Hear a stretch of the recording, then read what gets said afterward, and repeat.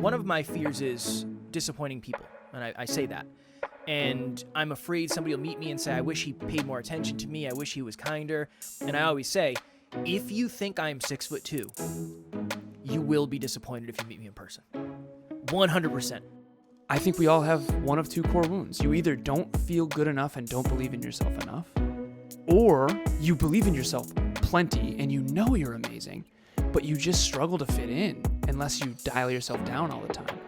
And most likely you feel unlovable on some level because you don't naturally fit in. Next Level Nation, welcome back to another episode of Next Level University, where we help you level up your life, your love, your health, and your wealth. We hope you enjoyed our latest episode number 1482, The Fear of Missing Out and What to Do About It. Today, for episode number 1483, happy Sunday, what's the most powerful thing you've learned about yourself recently? So as I've mentioned in several previous episodes this week has been a heavy one for me. Things have been growing very quickly, and with growth, there usually comes opportunities for feedback. And I've gotten a lot of feedback over the last 4 to 6 days. And it got to the point where I started asking myself, when someone comes to me and says, hey, I'm disappointed in blank, why does that take me off the rails completely? It's really hard for me. It's so incredibly humbling, and it's really hard for me to put on a smile and then go do the next thing.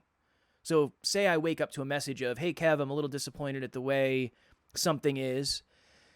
That's like 7 a.m. I still got to get to 6 p.m. that night. And that is really, really challenging to put on a smile and try to be positive and add value and be inspirational and just be next level. It's really, really challenging. So I started thinking about it. And then Alan and I, after the monthly meetup, we always do a post meeting, usually with Jesse. But Jesse couldn't make it, so Alan and I just jammed together. And we were just talking about all sorts of different stuff. And Alan was talking about internal family systems, which is, it's a modality of therapy, is that correct? And one of the things was the exile. You can go through it, but I said, dude, I think one of the issues that I'm having is when people reach out to me and say I'm quote unquote disappointed, that pokes my biggest fear. That pokes my biggest insecurity. That pokes my biggest uncertainty point. And it just takes me off the rails. And then I just thought about it and thought about it and thought about it. And I said, oh my goodness, you know why I do so well with coaches? Because I don't want to disappoint them. The reason I did really well with a fitness coach is because I didn't want to disappoint them. And I've mentioned this story on the podcast before where I dieted through like 2 birthday parties, a wedding, my own birthday, and the 4th of July for one of my shows. And on the 4th of July, my partner and I at the time, her family rented this mansion down in Provincetown. And for those of you who don't know, Provincetown is it's a beach town. And we went down to the beach, and there were people having bonfires and s'mores. And I remember I had like 2 s'mores and a handful of M&Ms, and I texted my coach. And I was like, hey, man, I messed up. And he's like, what'd you do? And I said, I had 2 s'mores and a handful of M&Ms. And he was like, first of all, why did you tell me?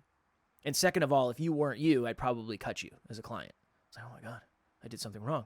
And I said, I don't know. I felt like I had to tell you. I felt guilty. I had to tell you. So my biggest fear was disappointing him.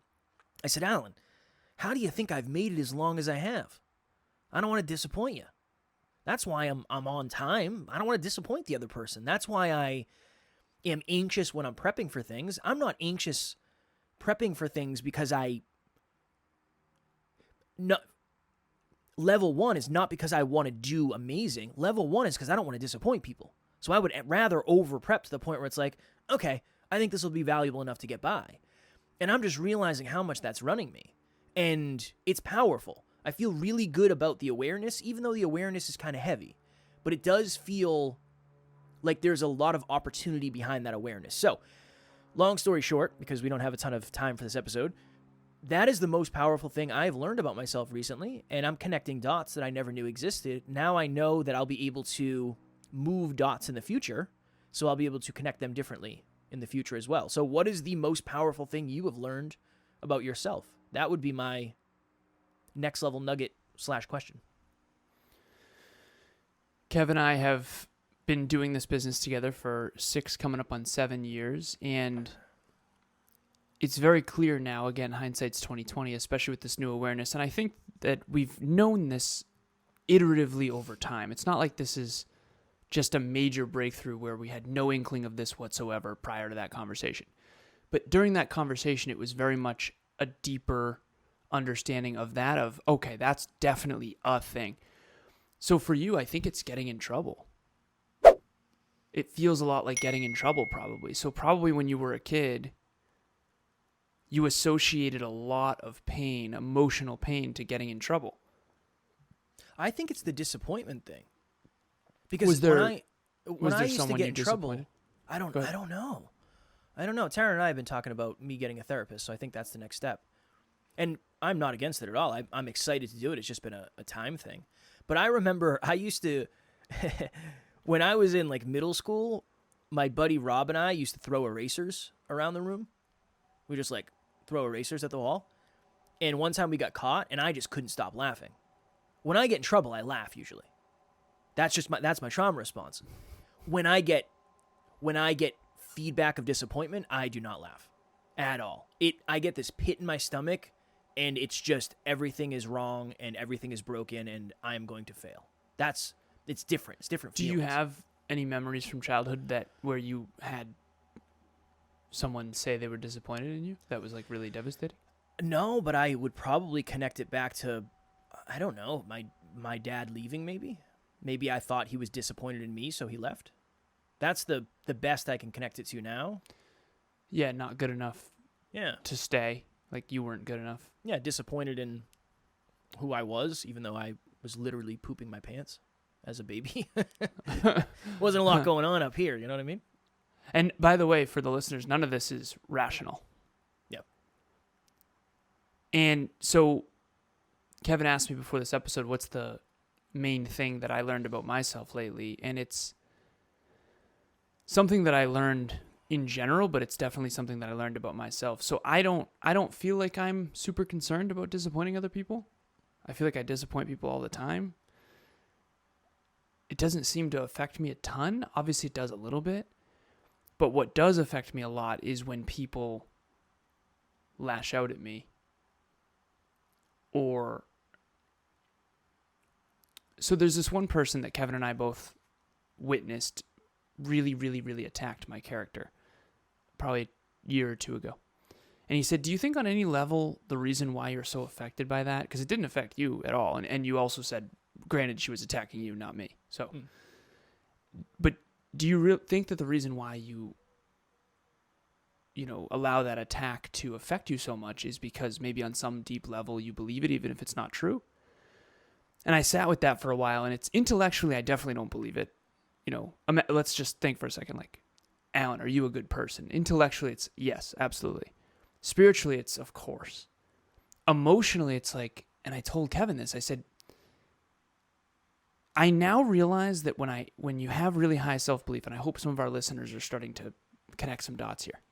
When you have really high self-belief and you're really smart or maybe really good looking or maybe you're really whatever you are, whatever your greatness is, whatever that is, whenever you're really a lot too much of something, I think that you poke the insecurities of other people's not good enough. And the way they handle that is either they attack you or they avoid you, both of which affect me a lot. And I said this to Kev. I said, Kev, it's hard to believe sometimes that you're not bad or whatever when you've been attacked kind of your whole life. And it wasn't until recently, really my 30s, where I started looking around at these other people that are also so amazing. Emilia being the best example. Beautiful, sweet, virtuous. I've never seen her do an unkind thing. Literally on Tuesday, she said, I need Spider-Man. It's like a funny joke across the house. And she sent me a picture of a spider up in her corner of her office. And I had like a red shirt, so I came in Spider-Man. You know, it's funny. Anyways, I end up getting the spider, but she doesn't want me to kill it. Like, that's the level of cute and sweet that she is. I don't kill the spider, just get him the out of here, right? So anyways, I end up taking the spider outside, all good.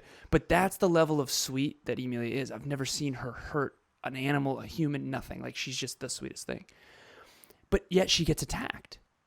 And I just couldn't understand it. It makes no sense to me. Like, why are these people so mean to you? It makes no sense. And now I kind of get it. My name is Alex, and I am a professional videographer who runs a production company out of Halifax, Nova Scotia. The one thing that I love about working with Alan is that right away he was able to come in and set up a system for me that makes sure that I am taking charge of my time and I'm taking the actionable steps that I need in order to progress towards my goals on a day-to-day basis. When I get off the phone with him, I always find that I am energized and I am getting the most out of what I do with my time. Emilia's beautiful, she's brilliant, she's ridiculously hardworking, she's charismatic, she's all this amazingness. And if someone is insecure, whether it's conscious or not, being around her would be hard for them, and sometimes they avoid her, and sometimes they attack her. And sometimes they're emotionally mature adults who actually coexist with her and are okay with themselves. So I think that there's two main core wounds we all have. And I think Kevin and I have opposite core wounds, even though they stem from very similar childhoods. His core wound, I do believe, stems from not good enough. And I think that underneath that is you didn't really believe in yourself a ton. I don't think you believed you were amazing. I don't think you believed that you were better than. I don't think that you believed you were special or any of that. That's my Freudian analysis here. For me, I kind of had the opposite. And for our listeners, I hope you're thinking about yourself, not us. Mine is, I always felt, I don't feel like I ever struggled with self-belief. I didn't struggle with self-belief. I thought that I was great. I thought I was smart. I thought I was intelligent. I thought I was capable. I really did. Right, wrong, or indifferent, I still do. It's just what I believe. Now, but I don't feel like I easily fit in. I don't feel like I'm easily likable. I don't feel like, I feel like I've always been the guy that behind my back, people don't like me. And Kevin is the opposite. He didn't believe in himself, but he feels easily likable. He feels like, he's a good guy. He feels like, he can fit in pretty much any room he goes into, XYZ. So I feel like there's two core wounds to my original point, which is either not good enough, meaning you just don't believe in yourself. So if you're out there listening and you think you're on this end, maybe you're not good enough. Maybe you're not smart enough. Maybe you're not attractive enough. Maybe you're not hardworking enough. Maybe you're not. If any of that is resonating on the emotional level, remember, intellectually you can know you're good enough. This is emotional. We're talking about emotional things here. But if any of that resonates, most likely you're on Kevin's end of the drive to 5, and that's okay. But we gotta address that. If you don't feel like you're not good enough, you feel like you're good enough, smart enough, good looking enough, like you feel like you're super capable. You feel like you can do almost anything you really want to if you really work hard enough. Too good, too capable. Yeah. If that resonates, you're most likely on my end of drive to 5. And most likely you feel deep down unlovable. And I think the reason why, and I've broken down some statistics on this, I think like 90+% of the population has the core wound of not good enough. Meaning they live lives of what Freud called quiet desperation. They don't believe in themselves and they don't really know what to do about it. So when they're alone, they're very unfulfilled and they're very struggling. They don't know what to do and how to they want a better life. They just don't really believe they can get one. Okay? And that doesn't resonate with me whatsoever. When I'm alone, I'm like the happiest person in the entire world. And I feel like I can just set my mind and do within reason pretty much whatever I want. I remember when I was 11 years old, it was going to be lawyer, politician, president, or it was going to be engineer, MBA, CEO of a tech company like my hero, Steve Jobs. That was my genuine thought process, regardless of anyone else. I wasn't saying that to be cool. If anything, when I said that, I was ostracized. But I remember actually making the conscious choice when I was 11 years old. I don't want to be president. I don't think I want to. And then that really solidified after that court case when I was a lawyer. Kev? Look, man, I've watched a lot of court cases since then. I may have thrown the case. That's my bad. Now I know. Kev was on the jury of a mock court case. He might have changed my life. But it's all good. I just knew. I was like, 15 years from today, I might want to start a podcast. I'm going to need this guy. You suck as a lawyer. Don't be one. Yeah, don't be one. I was in a full suit. So anyways, I was a too-mucher from the get, man. I'll tell you what. Yeah, for sure. Full suit in school. But that's the two core wounds. Mine, I never really understood because intellectually it didn't make any sense. But I feel like I'm not an easily lovable person. And whenever people take away love or they attack my character or they attack me, it affects me a lot. And I think the old me in my late 20s and early 20s, I don't feel like I wanted to admit that. And now as I have matured emotionally, it's very clear to me that my friends and my family, whenever they would really hurt me or attack me or make fun of me or whatever, it really affected me a lot more than I thought.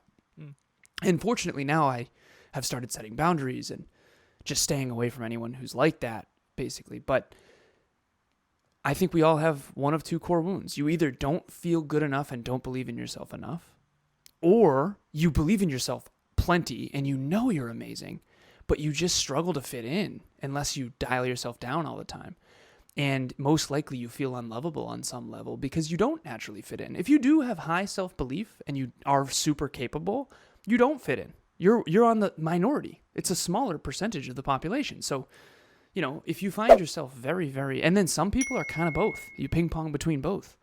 And I think we all ping pong between both to an extent, but I think it's one or the other. So for Kev, I think not believing in himself and not being good enough was his number one. Definitely. And then number two, he also struggled with self-worth. Whereas for me, I think I always believed in myself, but I had low self-worth. And so you kind of can have a percentage of each of these. So maybe you're 80-20, 80% not believing in yourself, not good enough, 20% unlovable. For me, it's 80% unlovable, maybe 20% not good enough. I don't think that's my percentages, but the point is self-awareness here, and I hope that this resonates with some people. Heavy one today, but very necessary. Somebody asked me yesterday, why is self-awareness so valuable? It's like, how much time do we have? We only have 15 minutes left in this interview. It's everything. It's everything, because what's going to happen to you is going to happen to you. And again, don't focus too much on the words I say, but hopefully the point will land. What happens to you is going to happen to you. How you see it is going to be drastically different depending on your self-awareness. Mm-hmm. So the next time somebody reaches out to me, actually happened after I had this awareness, somebody reached out with some disappointment. And I said, okay, in my head, I'm feeling some type of way. Everything is fine. I am going to overreact naturally. But knowing that I overreact, I can try to level that out a little bit. And it was the best experience I've had with disappointment ever, probably. So progress happens when awareness happens, and then awareness creates an opportunity, and then a commitment creates progress. That's what I was saying. If any of our listeners really, really want to be malicious, reach out to Kevin and myself, email us, say, Alan, you are the worst person ever of all time, and Kevin, I'm wildly disappointed in that episode. This is my and we joke. will delete the email and pretend right? it didn't exist. Yeah, I can't read it. I've been saying this on other podcasts. One of my fears is disappointing people, and I say that. And I'm afraid somebody will meet me and say, I wish he paid more attention to me. I wish he was kinder. And I always say, if you think I am 6'2", you will be disappointed if you meet me in person. 100%. I am 5'4". Do not expect me to be taller than you if you're taller than 5'4", because you will leave disappointed. Okay, we have to go because it is 9:57 a.m. as of the time of this recording, and I think we both have calls at 10. Next Level Nation, if you haven't joined our private Facebook group, Next Level Nation, please do. This is a place where you can feel safe, and as safe as Alan and I feel when we have very deep, close to the heart episodes like this, I want Next Level Nation to be that place for you.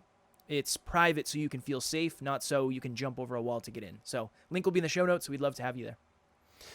Group coaching closes on Tuesday, group 12. We've done 11 other groups. This is the 12th group, 10 like-minded individuals, 90 days, 6 sessions. Kevin mentioned self-awareness a lot on this episode. You are going to become more self-aware. You are going to become more others conscious. You are going to understand the world and how it works better. Therefore, you can make more effective decisions within it. Group coaching, honestly, with the promo code, it's 30% off.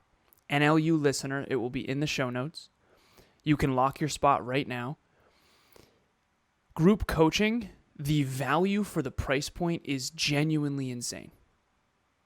There is no, I will put this out there. There is no place where you can get more value for less money than I've ever seen. Ever. Anywhere on the internet. I have a course right now that I pay a ridiculous amount of money for. It's thousands of dollars. Group coaching is only $97 a month for 3 months. Okay? The value for the price point is genuinely insane. We do that because we want to see you flourish. So I hope that you join, and we will see you on Tuesday. Tomorrow for episode number 1484, why being vulnerable is so hard. Been talking about this a lot on podcasts, and I have a really good analogy, I think, for why vulnerability seems impossible for some of us later in life. And even if you're young, I promise we'll make the dots connect for you. As always, we love you. We appreciate you. Grateful for each and every one of you. And at NLU, we don't have fans. We have family. We will talk to you all tomorrow. Self-awareness is everything. Next Level Nation.